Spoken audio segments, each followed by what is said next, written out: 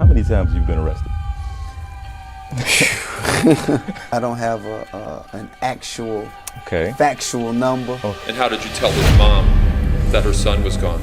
So it's just competitive energy and things that you say about other artists while you're in hip-hop culture. One could watch this and think that you really hate because of the things that you post on Instagram. And I die in the street about this shit, man. This shit dead serious to me. And then when I do rap shit, man, this shit is full of... What happens when the internet's most notorious troll stops trolling and actually pulls the trigger? Recognize who that is? Yeah, that's Phil. Oh, that's his body. I felt that, you know, all of those rounds were fired for me, you know. On March 5th, 2026, Curtis James Jackson, known to the world as 50 Cent, posted, then deleted an Instagram screenshot with a single headline: 50 Cent reportedly developing surviving T.I. and Tiny documentary. That one post, brief as it was, instantly turned the industry upside down. This wasn't a meme. This wasn't a joke. This was a calculated warning, and its impact was immediate.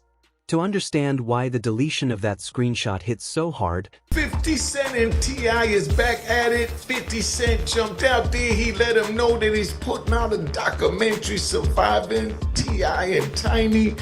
Man, listen to this. I'm going to play where T.I.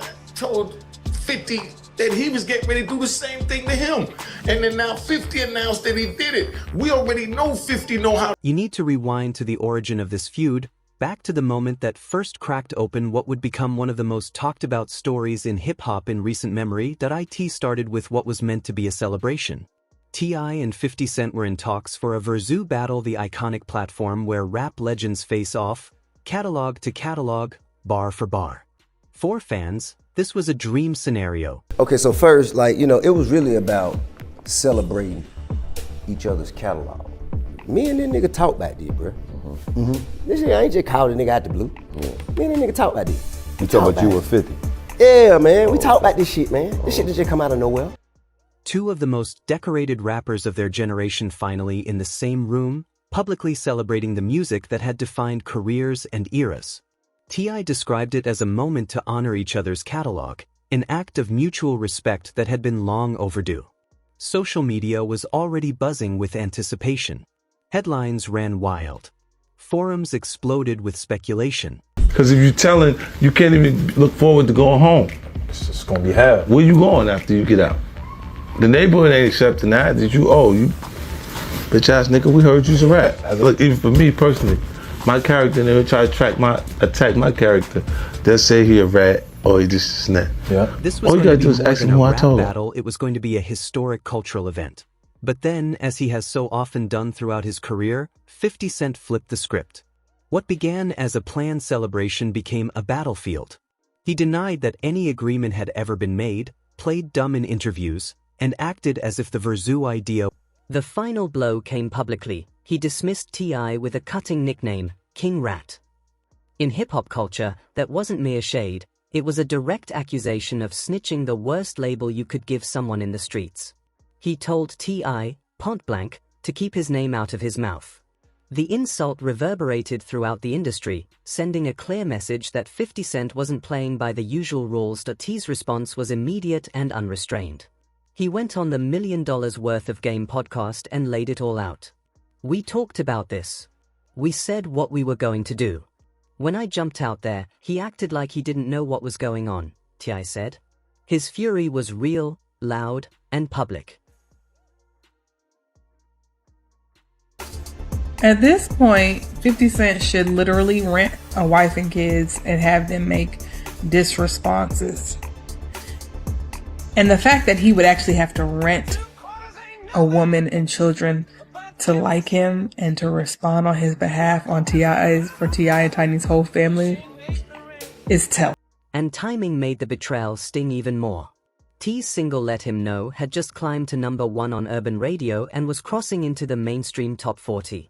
He was experiencing a career resurgence, undeniable and authentic, the kind that reminded everyone why he mattered. And 50 Cent's dismissal landed right in the middle of that momentum, casting a long shadow over T's hard-earned resurgence. But the social media call-out was just the opening move. 50 wasn't done, not by a long shot. Hip-hop beefs can escalate, but this was different. That's when you got the right one. And be honest with y'all, man, T.I.'s a lyricist, man. T.I. was going. He was barring up on this one. He was barring up. You know what I'm saying? He brought up the Jadakiss situation, you know, when 50 and Jada went at it. Fat Joe, of course, Murder Inc. We all know how historic that battle is to hip hop. You know, the whole house situation, you know, with the burned down house, that whole situation, you know, with you mad at Puff because he was going at your baby mom. So yeah, he was definitely throwing some shots at 50. And to me, at a point, and like I said, I'm a fan of both T.I. and 50 Cent. It gets to a point with like the memes and stuff like that. Like, all right, where the limit? In my personal opinion, man, it's time to borrow. He crossed the line from music into a war that stopped being about rap entirely. He returned to Instagram, the arena where he had honed his media dominance for over 2 decades, and posted an unflattering photo of T.I.'s wife, Tamika Tiny Harris. The caption doubled down. T.I. was told to keep his name out of 50 Cent's mouth. But the real message wasn't in the words. It was in the target. By dragging Tiny into the feud, 50 made it clear that this was no longer just a dispute between 2 rappers, it was an attack on an entire family, broadcast to millions of eyes watching every move. T.I. wasn't going to absorb that quietly. He responded the only way a rapper of his caliber knows, through music, and he did it fast. I treated people how they treated us. You know what I'm saying? It wasn't nothing that I wanted to do. It was just something that just had to be done. Domani, also you dropped a record. It felt more, did you get any inspiration from, like, when I heard it for the first time, it reminded me of like Meet the Grams? I would say, man, I just have questions. I just genuinely have questions. And I'm an understanding individual, and I know the reason people do certain things, it probably stem from how they grew up, how they was raised, even me. Several diss tracks dropped in quick succession, including War and The Right One. On The Right One, T.I. called 50 a small man in a big shell, a line aimed directly at the ego of a man who had built his brand entirely on dominance and bravado. Fans dissected the lyrics, watched the bars frame every insult with precision, and immediately shared every line across social media platforms. The war was escalating rapidly, with each side demonstrating the power of influence, reach, and reputation in the modern era. The moment that truly set the internet on fire, however, was when T.I. dropped a line calling 50 a 50 dispatcher. That wasn't just a clever bar. It was a direct accusation that 50 had cooperated with federal law enforcement, claiming that documentation existed from men incarcerated in prison with 50 Cent's name attached. That accusation wasn't hypothetical, it was a statement designed to echo far beyond streaming platforms and playlists. T.I. had brought the streets, the fans, and the industry into the conversation, leaving 50 Cent no room to respond in typical fashion. The Harris family joined the fray. T's sons, King Harris and Demony, released diss tracks aimed directly at 50 Cent, signaling that the feud had expanded beyond music. This was no longer a matter of 2 rappers trading bars. This was a family mobilizing. For most people in the industry, such a level of organized pushback might have signaled a need to de-escalate. But 50 Cent had already moved on to something far more dangerous than an Instagram post or a diss track. To fully understand the stakes, you have to look at what 50 Cent had recently accomplished. At the end of 2025, he served as executive producer on Sean Combs' The Reckoning, a Netflix docuseries that hit the culture like a sledgehammer. Now, since 50 posted that he's doing the documentary, maybe you believe him. He just posted it this morning. But anybody in the loop knows that T.I. and Tiny have had several allegations of S. The series examined sprawling sexual assault allegations against Combs, exposing decades of industry behavior that had been whispered about but never dared to be displayed with such reach. The doc debuted at #1 and dominated discussion across media outlets.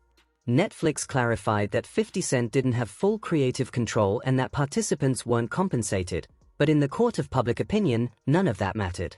The result was catastrophic for Combs' public image. This series demonstrated a frightening new truth. Documentaries are more powerful than diss tracks, more long-lasting than lawsuits, and far more damaging than social media noise. They don't fade, they sit on platforms, get shared endlessly, and follow their subjects through every corner of their career. When 50 Cent posted that now-deleted screenshot referencing a T.I. documentary, the impact was immediate. "Remember how quiet I got before the Diddy doc? Dame thought I wasn't coming," read the caption. The message was clear. This was not a threat of a rap track, it was a threat of a documentary, and the stakes were unprecedented. The title attached to the screenshot surviving T.I. and Tiny made the threat even more chilling.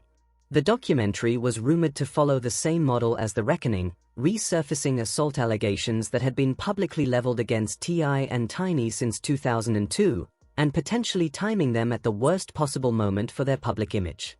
Gossip journalist Tasha K claimed to have spoken to sources close to 50 Cent's team, suggesting the project was already in development. Those claims remain unverified, but in the world of celebrity gossip and hip-hop drama, the rumor alone It's caused already been measurable known damage. that there are 30 women, at least, that have had allegations of being kidnapped, drugged, raped. Y'all know what those words mean. And 50 Cent is saying he got 20 of them in this surviving T.I. and Tiny. The post was meticulously timed to maximize impact. Peak hours, syndication across platforms, headlines writing themselves, and then removed, leaving smoke in the air that made everyone wonder whether the fire had already been lit. The deleted caption included a direct, vicious line aimed at T's promo tour. "I hope this doesn't mess up your promo tour. They're going to ask about your 20 assault cases." T.I. had positioned Kill the King as his final statement, a legacy project meant to close one of the most storied careers in Southern rap history. 50 Cent's calculated interference threatened to shift the entire narrative away from music and onto controversy. T.I. and Tiny faced an uphill battle with both the public perception and legal reality. The Lapt opened a formal investigation into the allegations. After a thorough process, they declined to file criminal charges, citing the statute of limitations. On the civil side, a federal judge dismissed one of the most prominent lawsuits in 2024, ruling that the plaintiff had no viable claims. T.I. and Tiny maintained their innocence consistently. "We are innocent of these fake claims. We will not be shaken down." Yet, 50 Cent operated outside the courtroom. He used media as a weapon, understanding that perception travels faster than legal rulings. Curtis James Jackson III had become a master of controlling narratives. From diss tracks to social media dominance, to full-scale documentary production, each evolution increased his influence. By the mid-2020s, he had perfected an arsenal the music industry had no real defense against. The Diddy documentary proved this, an indefensible, permanent, and inescapable platform for his influence, capable of targeting anyone he chose. And after the docuseries aired, 50 Cent openly hinted that 140 hours of extra footage existed, ready to release directly to YouTube if desired. That wasn't idle chatter, it was an open, documented threat. And now that apparatus was being aimed at T.I.